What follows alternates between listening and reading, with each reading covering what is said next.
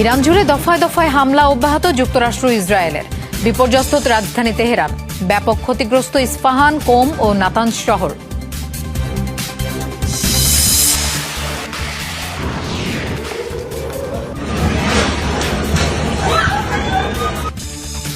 Tel Aviv সহ ইসরায়েলের বিভিন্ন অঞ্চলের ইরানের ক্ষেপণাস্ত্র হামলা, বাংকারে আশ্রয়ের খোঁজে লাখ লাখ ইসরায়েলি।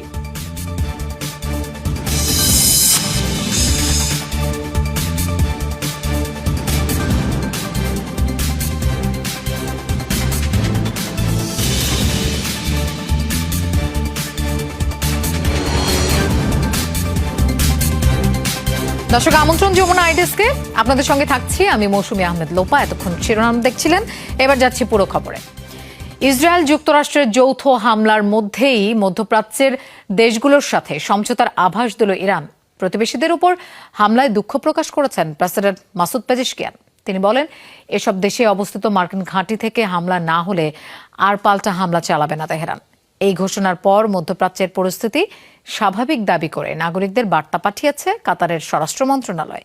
সীমিত পরিসরে দুবাই ও আবুধাবি থেকে বিমান চলাচলের অনুমতি দিয়েছে সংযুক্ত আরব আমিরাত।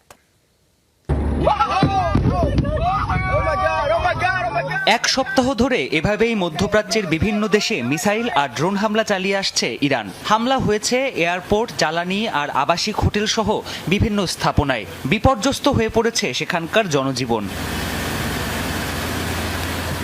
তবে শনিবার হঠাৎই নিজেদের অবস্থান পরিবর্তনের ঘোষণা দেয় তেহরান। ইরানের প্রেসিডেন্ট মাসুদ পেজেশকিয়ান জানান, আরব দেশগুলোতে হামলার কোনো অভিপ্রায় ছিল না দেশটির। সৌদি আরব, কাতার আর বাহরাইন সহ মধ্যপ্রাচ্যের বিভিন্ন দেশে থাকা মার্কিন ঘাঁটি লক্ষ্য ছিল বলে জানান তিনি। প্রতিবেশী দেশগুলোয় হামলার জন্য ক্ষমাও চান ইরানি প্রেসিডেন্ট। আমি ইরানের পক্ষ থেকে এবং ব্যক্তিগতভাবে আমার প্রতিবেশী দেশগুলোর কাছে ক্ষমা চাই। তবে দেশগুলোর ভূখণ্ড থেকে ইরানের ওপর আর হামলা না হলে আমরাও আর আক্রমণ করব না। গতকাল ইন্টারিম কাউন্সিলের বৈঠকে এমনটাই সিদ্ধান্ত হয়েছে।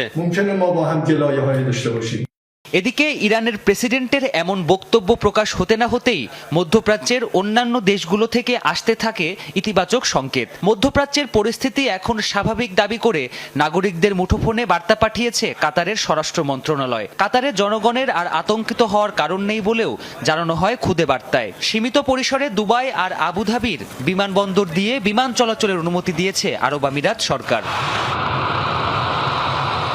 আন্তর্জাতিক বিভিন্ন গণমাধ্যম বলছে, এখনও ইরানে হামলা অব্যাহত রেখেছে যুক্তরাষ্ট্র, ইসরায়েল। ওয়াশিংটনের নিঃশর্ত আত্মসমর্পণের আহ্বান প্রত্যাখ্যান করেছে